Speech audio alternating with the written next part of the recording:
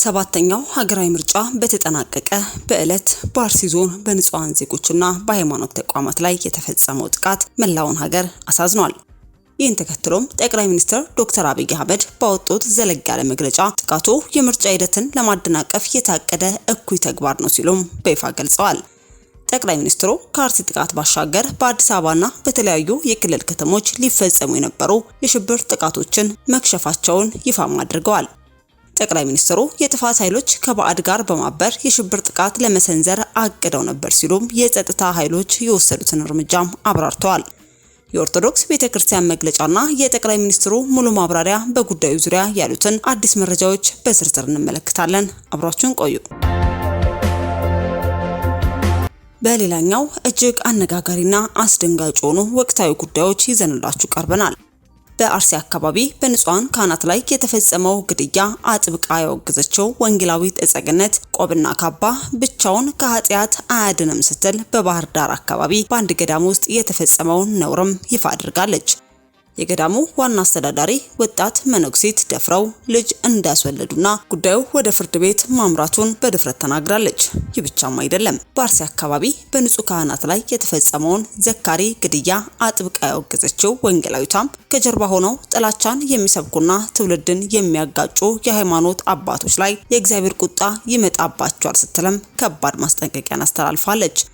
በተጨማሪም በነብይ እስራኤል ዳንሳ ላይ ገበያ ሲቀዘቀዝ የሚደረግ የንግድ ታክቲክ ነው ስትልም የሰነዘረችው ጠንከር ያለ ትችትና ራሷን ንግስት እያለች የምትጠራው እህተ ማርያም ቅዠ ስትል ያፈረሰችበትን ሙሉ መረጃ ይዘንላችሁ መተናል። እንዲሁም ለኢትዮጵያ ሌላ መሪ ይመጣል ስለተባለው አስደንጋጭ መልእክትም የምታረምጡ ይሆናል። ወንጌላዊት እጸገነት እርስ በርስ መገዳደላችንን እግዚአብሔር አስቆጥቷል ስትልም ከአንደበቷ ያስተላለፈችው አስፈሪ መልእክት ምን ይሆን? እስከ ፕሮግራማችን ፍጻሜ ድረስ አብራችሁን ቆዩ።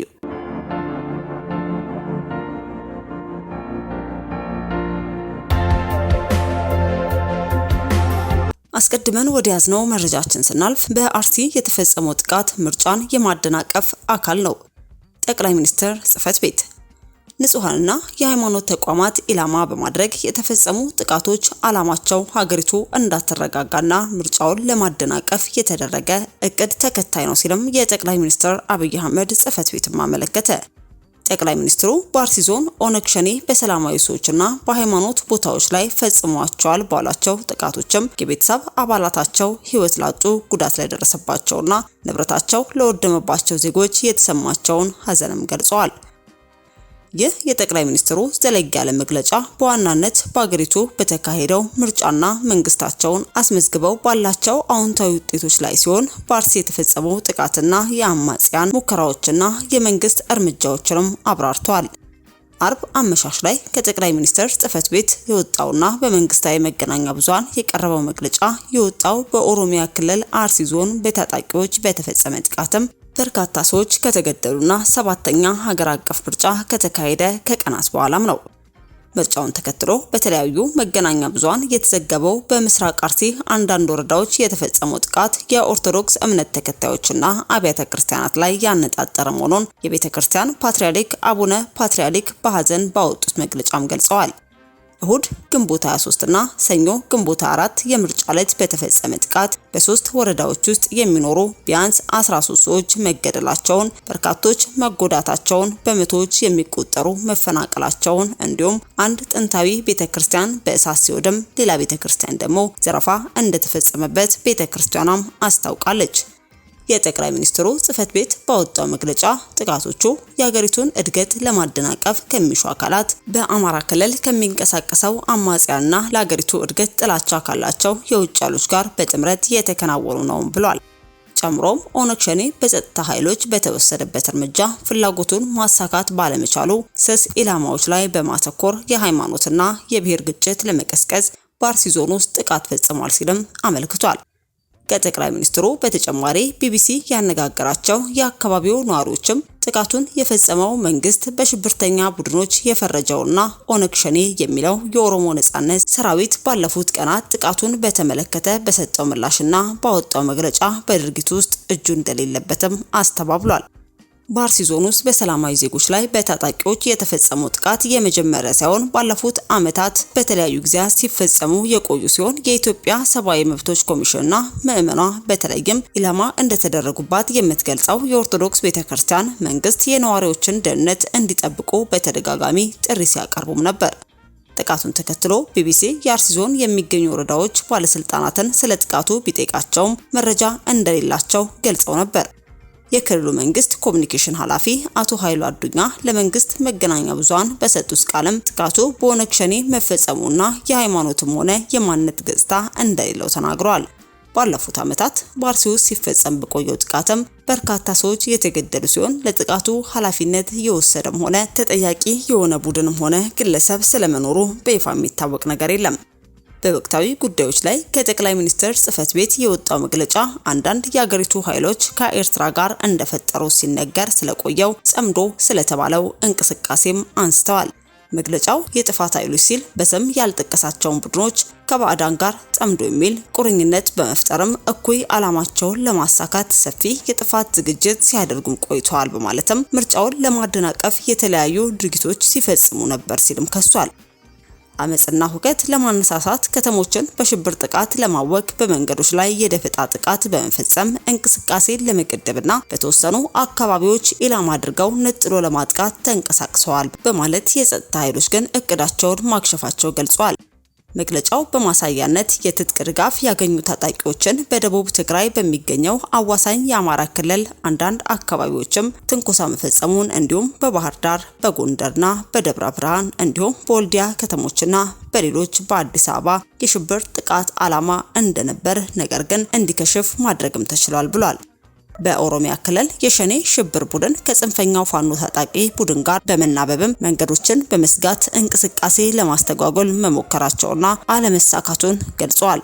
ከዚሁ ጋር በተያያዘም ሁለት ታጣቂ ቡድኖች ከምርጫው ቀን ቀደም ብሎ ከዚያም በኋላ በአማራና በኦሮሚያ ክልሎች ውስጥም የእንቅስቃሴ ገደብ መጣላቸውን አሳውቀው ነበር።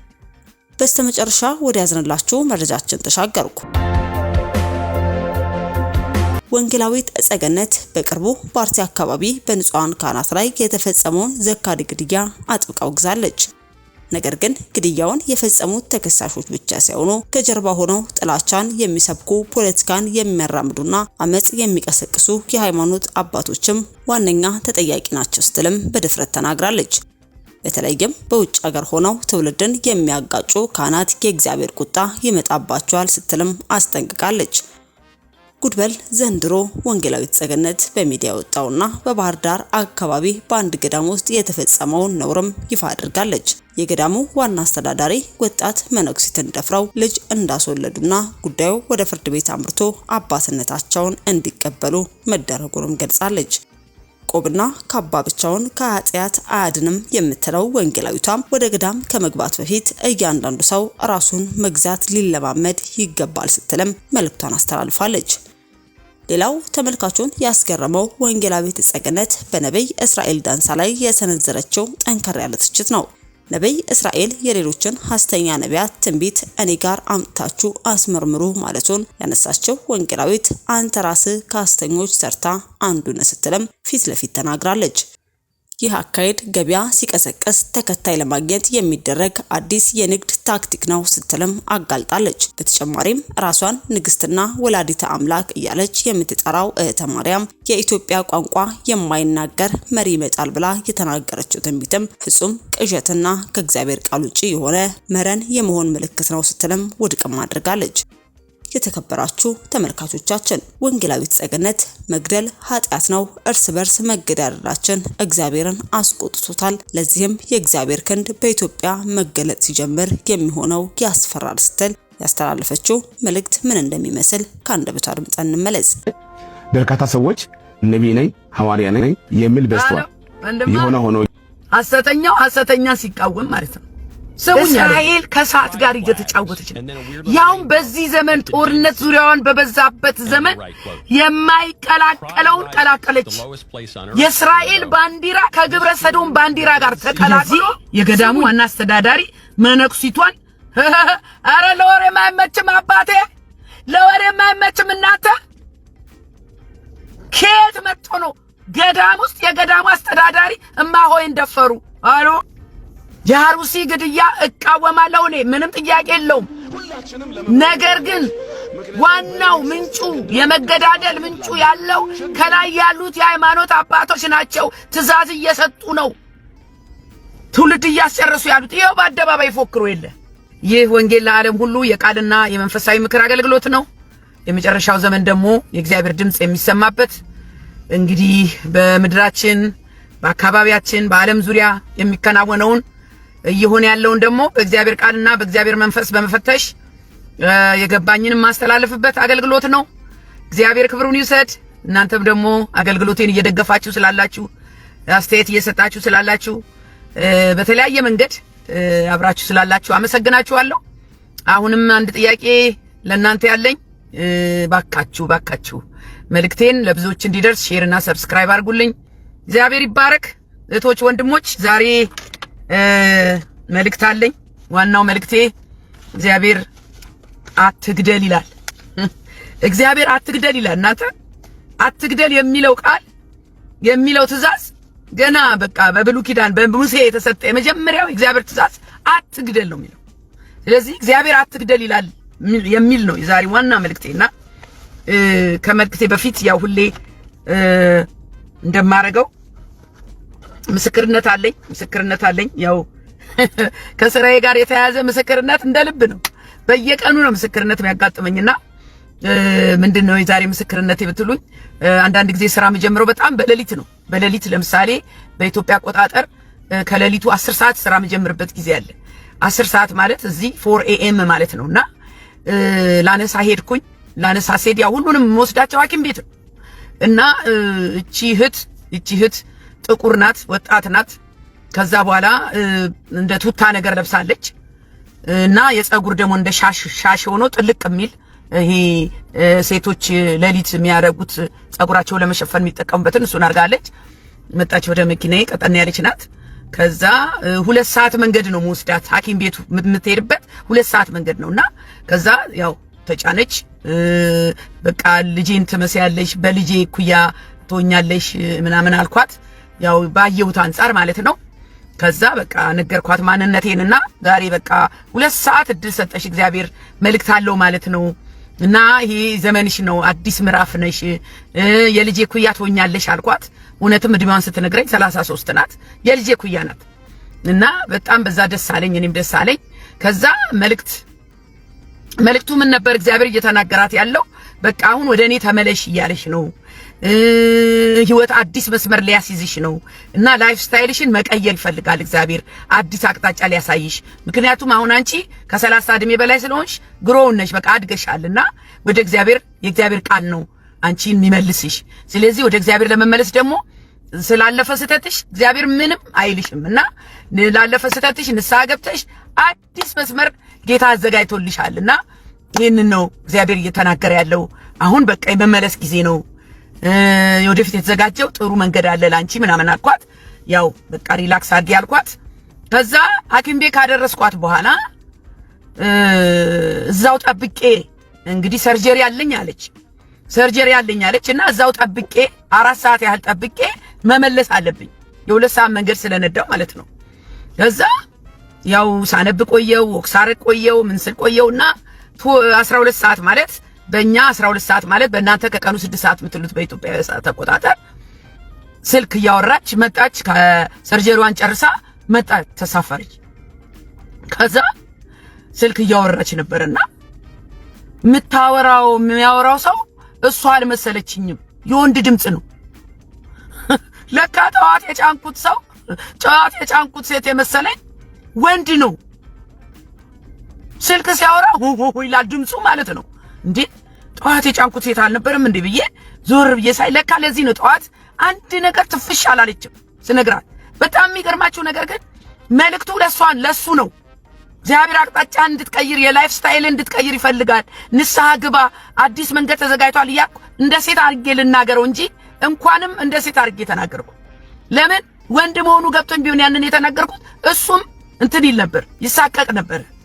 የእግዚአብሔርን ስራ ተመልከቱ። ከዛ ስልክ ለማውራት ተሳቀቀ። መኪናው ውስጥ ገብቶ ድምፁ የወንድ ነው። ከዛ ዞር ብዬ አየሁት። ለካ ወንድ ነበረ ያሰው። ምንድነው ሰርጀሪው አልኩት። ሰርጀሪው ምንድነው ስለው ሆዴ አካባቢ አለኝ። አሃ አልኩኝ። በቃ አያቸው ጾታውን ሊቀይሮ ነው ማለት ነው። ራቅ ያለ ሐኪም ቤት ነው ደግሞ የሚላኩት። ስሙ የሚያጋጥመንን ይው ብቻ። በጣም ደስ የሚላችሁ ግን በአንድም በሌላም ወንጌል እየሰሙ ነው። እግዚአብሔር እንዲሰሙ ድል እየሰጠ ነው። እንዲመለሱ ድል እየሰጠ ነው። እያንዳንዳችሁ ባገኛችሁት አጋጣሚ ወንድ ይሁን ሴት፣ ሕፃን ይሁን ትልቅ ይሁን ትንሽ፣ ማንም ይሁን ወንጌል መስማት አለበት። ያ ሰው ለካ ጠዋት ሴት መስሎኝ የጫንኩት ለካ ወንድ ነው። ሲነጋ ሳየው ወንድ ነው። ይሄ ገጠመኝ አጋጠመኝ። ምንም ይሁን ምንም ግን እግዚአብሔር ትክክለኛው መልእክት ሰጥቶኝ ነግሬዋለሁ። ጌታ የተባረከ ይሁን። ስለዚህ በዛሬ መልእክቴ መግደል ኃጢአት ነው ይላል እግዚአብሔር በማቴዎስ ወንጌል ምዕራፍ 5 ላይ ከቁጥር 21 ጀምሮ አትግደል ይላል። አትግደል ይላል የእግዚአብሔር ቃል። ይሄ መሰረታዊ የእግዚአብሔር ትእዛዝ አትግደል ይላል። በአዲስ ኪዳን የተጻፈ በማቴዎስ ላይ ማለት ነው። ስለዚህ አሁን ሰሞኑን በዚህ በአሩሲ ካህናት፣ የቤተ ክርስቲያን ሰዎች እየተገደሉ ነው። መግደል እግዚአብሔር ይቃወማል። እግዚአብሔር መገዳደልን ይጠላል። ወንድም ወንድሙን እየገደለ ነው። ምንም ይሁን ምንም ግን በጣም ይሄ የአሩሲ ያለው ግድያ ራሱ የተኮሰው ብቻ አይደለም እኮ ኃጢአተኛው፣ የሚያስተኩሱ ሰዎች አሉ ከጀርባ። እኔን ነገር እናገራለሁ። እናንተ ካህናት ከላይ ያላችሁ የምትቀሰቅሱት አመጽ ነው እነዚህ ንጹሃን እንዲገደሉ የሚያደርገው። ከላይ ያሉት ባለፈውን ቪዲዮ አያይዣለሁ። ይሄ የአሩሲ ግድያ ንጹህ ግድያ አይደለም። ከጀርባው የግድያው የሚያቀናብሩ አሉ፣ አመጽ የሚያስነሱ አሉ፣ ተነስ ያዘው በለው ሚሉ አሉ። ከላይ ያሉት ካህናቶች እነሱም አይነኩት። ከዚህ በኋላ ቆስጠን ብለን የጉልላቱ ስር ልጆች እንሁን። ሁላችንም ለመሞት እንዘጋጅ። ምክንያቱም በሌሊት 3 ከገደሉ በቀን 30 ይገድላሉ። ገዳዩ እኔ ነኝ የማጠፋችሁም እኔ ነኝ ብሎ እየተናገረ ጦርነት በህዝባችንና በልጆቻችን ላይ አውጆ ሞክሩኝ እያለ እየፈከረ ነው። እርሱን መገዳደርና ልክ ማስገባት መብታችንን ማስጠበቅ ካቃተን ማን ቢነግረን ነው የምንሰማው? ከስር ያለውን የሚያሳምጹ አሉ፣ ከላይ አሉ። ህዝብን እርስ በርስ የሚያጋጩ የሚያባሉ አሉ። በሃይማኖት ካባ ስር ተሸፍነው ፖለቲካ የሚያራምዱ ዘረኝነት የተጠናወታቸው። ሰሙኝ እናንተ፣ መገዳደል ኃጢአት ነው። የእግዚአብሔር ቃል ዛሬ የተናገረው ይህንን ነው። ስለዚህ እርስ በርስ መገዳደላችን እግዚአብሔርን አስቆጥቶታል። ልብ በሉልኝ እናንተ፣ ልብ በሉልኝ። አመጽ ቀስቃሽ ካህናቶች አሉ። በቤተ ክርስቲያን ውስጥ ራሱ መሳሪያ የሚያስደብቁ አሉ። ንጹሃንን የሚያስገድሉት ከላይ ያሉት የሃይማኖት አባቶች ናቸው። በተለይ ውጭ ያሉት ልብ በሉልኝ። በአንድም በሌላም ኃጢአት ያለው እዛ መገዳደል ላይ ነው። ሰው ደግሞ ተነስቶ ፑፍ አድርጎ አተኩሶ አይገልም። አለው መነሻ። መግደል እኮ ውጤቱ ነው። ስለዚህ ዛሬ አትግደል ይላል እግዚአብሔር። እንደውም እንደ መግቢያ ተገናኘልኝ የአሩሲ ግድያ። አረ መቼ ነው ግድያ የሚቆመው እናንተ? የኢትዮጵያ ሕዝብ ከመገዳደል የሚያቆመው መቼ ነው? መቼ ነው? ሰላም አልናፈቃችሁ? በጣም የሚያሳዝን ነገር እኮ። የእግዚአብሔር ቃል መሪያችን ነው። የህይወታችን ብርሃን ቃሉ ነው። እንዴት እንደምንኖር ኃጢአት ምን እንደሆነ የእግዚአብሔር የሆነውንና ያልሆነውን እንድንለይ በሚገባ ተጽፎልናል። ክርስቲያን የሆነ ሁሉ የእግዚአብሔር ቃል ምን አይነት ህግ እንዳለ፣ እንዴት በምድር እንደምንኖር፣ እንዴት እንደምንመላለስ፣ የትኛው ኃጢአት እንደሆነ የትኛው መልካም እንደሆነ እግዚአብሔር ጽፎልናል፣ መመሪያ ሰጥቶናል። ጌታ ኢየሱስም በምድር ላይ በነበረበት ጊዜ መክሯል፣ አስተምሯል፣ ገስጿል፣ ሰርቶም አሳይቷል። ምንም ኤክስኪውዝ የለንም። የእግዚአብሔር ህግና ስርዓት ሁሉ መልካም ነው፣ ፍርዱም ቅን ነው። የእግዚአብሔር መለያ ደግሞ ፍቅር ነው። እግዚአብሔር እኮ ፍቅር ነው እናንተ። እግዚአብሔርን አቃለው እያለ ወንድሙን የሚጠላ ነፍሰ ገዳይ ነው ይላል። ዛሬ ነፍሰ ገዳይ የበዛው ማን ነው ካላችሁኝ፣ ወንድሙን የሚጠላ እግዚአብሔርን አቃለው እያለ። ይሄ ነው ያችን ምድር ያጠፋት። ስለዚህ መሰረታዊ የሆነውን የእግዚአብሔርን ትእዛዝ የረሳን ይመስለኛል። ምንድነው ብትሉኝ በዮሐንስ 15:12 ላይ ምን ይላል ብትሉኝ እኔ እንደወደድኳችሁ እርስ በርሳችሁ ትዋደዱ ዘንድ ትእዛዜ ይህች ናት ይላል። ኢትዮጵያዊ እኮ የውጭ ጠላት የለውም እናንተ። በሰው ሀገርም ያለ ነው አገር ውስጥም ያለ ነው ጠላት የሆነ የገዛ ወንድማችን ነው እርስ በርስ እየተበላላን ነው ወገኖቼ። በጣም አሳፋሪ ነገር። የእግዚአብሔር ሕግና ሥርዓት ሁሉ መልካም ነው፣ ፍርዱም ቅን ነው። በዚህ ዘመን መሰረታዊ የሆነውን የእግዚአብሔርን ትእዛዝ የረሳን ይመስለኛል። አትግደል፣ አትስረቅ፣ አታመንዝር። እንደው ከአስርቱ ትእዛዛት መጀመሪያ የተጻፈው አትግደል ነው። አይገርማችሁም? ኢትዮጵያ መሰረታዊ የሆነውን የእግዚአብሔር ትእዛዝ ወደ ጎን ብላ ይኸው ትበላላለች። እግዚአብሔርን መፍራት ከጥፋት ያድናል፣ ሰላምን ያመጣል። ሰው ሰውን ሊገድል ስልጣን አልተሰጠውም። መግደል የኛ ስልጣን አይደለም። የዛሬው መልእክቴ እግዚአብሔር አትግደል ይላል። በጣም የሚገርም ነገር እየተሰማ ነው። ወደ ገዳማትን ደግሞ መነካካት ጀምራችኋል አይደል? አሁን ከገዳም የተሰማው ደግሞ እዛ ሄድ እያሉ ገዳም የሚሰበሰቡ ሰዎች ደግሞ ገና የዓለምኛው ነገር ሳይበርድላቸው ኧረ ሰከን በል መጀመሪያው እንደማለ ገብተህ መነኩሲቷን ከምትደፍር።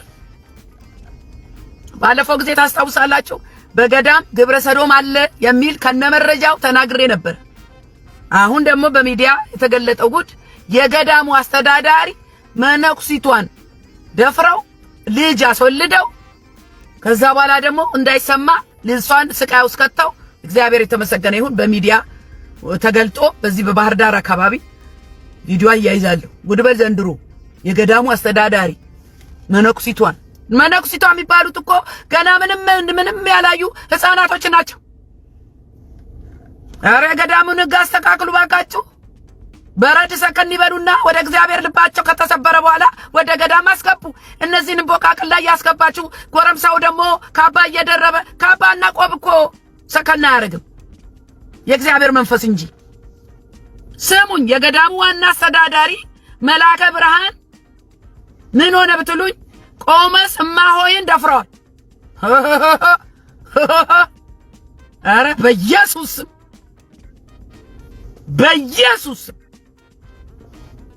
ለዚህ ነው ሀገሬ መከራ ውስጥ የገባቸው። እዛ ገዳም የሚሰራ ነገር ጉድበል ዘንድሮ ይህ ታሪክ በሶሻል ሚዲያ ሲዘዋወር የቆየ ነው። እኔም ፍርድ እስኪሰጥ እየጠበቅኩ ነበረ። መቼም በየገዳማቱ የሚሆነውን ጉድ ገዳም ይቁጠረው። የማይሰማ ነገር የለም። መነኩሲቷ የማይሆን ማስወለዳቸው ለፍርድ ቀርበው ተቆራጭ እንዲያረጉና የአባትነት ኃላፊነታቸውን እንዲወጡ ተደርጓል። ከዛ በኋላ ደግሞ ማረጋቸው ተነስቶ አቶ ተብለዋል። ይሻሎታል ስራ ሰርተ ብላ እንድማር መጀመሪያ ሰከን ብለ ራስ መግዛት የሚባል ነገር አለ። በክርስቶስ ኢየሱስ ነው ደግሞ ያ ራስ መግዛት የሚገኘው። እናንተ የሆነ ያለውን ነገር አነብንባችሁ እንደገና ቆብና ካባ ከምንም አያስጥልም፣ ከክፋት አያስጥልም፣ ከኃጢአት አያስጥልም። ቅድስናና ለእግዚአብሔር ጽድቅና ቅድስና ነው ገዳም ውስጥ የሚያስፈልገው። አሁን እንደ ኢትዮጵያ ጨለማ እንደ ኢትዮጵያ ሕዝብ በትርምስ ውስጥ ያለው አገሬ ገዳም ያለ ይመስላል፣ ጸሎት ያለ ይመስላል። ዓለምን ሳትጠግቡ ወደ ገዳም እየገባችሁ ወንዱም ሴቱም በፈተና ይወድቃል። አቃቢት የነበሩት እማሆይ አመልማል እማሆይ ይባላሉ እንጂ እንደምታዩት ገና ወጣት ናት። ቪዲዮ አያይዛለሁ። መቼም ይህ ሚዲያ የማያወጣው ነገር የለም። ቄሱ በገዳም ውስጥ የሰሩት ነውር አደባባይ ተገልጦ ዛሬ ይኸው ጆሮአችንን ጭቡ አድርጎታል። አሳፋሪ። መግደል ኃጢአት እንደሆነ እግዚአብሔርንም እንደሚያስቆጣ ማወቅ አለብን። በማቴዎስ 5:21 ላይ ነፍስ ስለመግደል ራሱ ኢየሱስ ክርስቶስ የሰጠው ትምህርት አለ። ይሄ ወንጌል ነው ወገኖች። የሆነ ነገር መዛችሁ ወንጌል አሰብቲሞ ለምትሉ ወንጌል ሲሰማ ወንጌል ሲነገር ጆሮ ዳባ የምትሉ ሰዎች አላችሁ። ኢየሱስ ክርስቶስ ራሱ ያስተማረው ስለመግደል ምን ይላል? ለቀደሙት አትግደል እንደተባለ ሰምታችኋል፣ የገደለም ሁሉ ፍርድ ይገባዋል ይላል። የገደለ ሁሉ ፍርድ ይገባዋል። በዚህ ቃል መሰረት የኢትዮጵያ ሕዝብ ሁሉ ፍርድ ውስጥ ይገባል። ፍርድ ውስጥ ነው ያለው። በሀገራችን መግደል ያውም ወንድሙን እየተለመደ መጥቷል። ብርቅ ነው እንዴ? ምንም አይመስለንም እኮ አሁን ሞት ይቀጠፋል፣ ወጣቱ ይቀጠፋል፣ ሕፃናቱ ይሞታል። ሞት እኮ ለመድን እናንተ። የእግዚአብሔር ሕዝብ እንደዋዛ እየፈሰሰ ነው ንጹህ ደም አንዱን እየገደለ በሀገሬ። ስሙኝ፣ እየተለመደ መጥቷል መገዳደል። ምንም ብርቅ አይደለም። ይህ ነገር ደግሞ በእግዚአብሔር ዘንድ ትልቅ ቁጣን ያመጣል። እግዚአብሔር ይፈርዳል፣ ዝም አይልም። በጣም የሚገርመው ነገር ከእግዚአብሔር ትእዛዝ ምን ያህል እንደራቀን የሚያስታውቀው ኢየሱስ ክርስቶስ ምን አለ መሰላችሁ? አረ ኢየሱስ ያለውን ስሙልኝ። እኔ ግን እላችኋለሁ ብሎ ያለው በቁጥር 22 ላይ እኔ ግን እላችኋለሁ በወንድሙ ላይ የሚቆጣ ሁሉ ፍርድ ይገባዋል። እኛ እኮ ቁጣ የሚለውን ነገር አልፈናል። ቁጣ ምንድን ነው? ቁጣ የለም ዘንድሮ። የኢትዮጵያውያን ቁጣ መግደል ሆኗል። የቁጣውን ስቴጅ አልፏል እኮ ኢትዮጵያ። ቁጣ የሚባል ነገር ስድብ፣ መሰዳደብ እሱ ተውት። ስሙኛውን ምን አለ ጌታ? የሚቆጣ በቁጥር 22 ላይ እኔ ግን እላችኋለሁ በወንድሙ ላይ የሚቆጣ ሁሉ ፍርድ ይገባዋል። ከዛስ ወንድሙን ጨካም የሚለው ሁሉ የሸንጎ ፍርድ ይገባዋል። ደንቆሮ የሚለውም ሁሉ የገሃነም እሳት ፍርድ ይገባዋል ይላል። አስባችሁታል እንዴት ሲሪየስ እንደሆነ? ጨርቃ የሚል ስድብ አለ እንደ ኢትዮጵያ ውስጥ? የለም። ቀለል ያለ ስድብ የለም እኮ። ለቀለል ላለው ስድብ እንኳን የገሃነም እሳት ይገባዋል ይላል። ይመጣበታል ፍርድ ይላል። ደንቆሮ ብሎ የሚሳደብ ዛሬ ደንቆሮ ነው እንደ ሰው? ኢትዮጵያ ውስጥ ያለ ስድብ እኮ ጆሮን ጭው ያደርጋል። አቡነ ኤርሚያስ ደግሞ የተናገሩትን ነግራቸዋል። ኢትዮጵያ ውስጥ እኮ ምንም ሕግ የለም። ያኛውን ተነስቶ ሌላ ንጉስ ይመጣል እያለ ነው።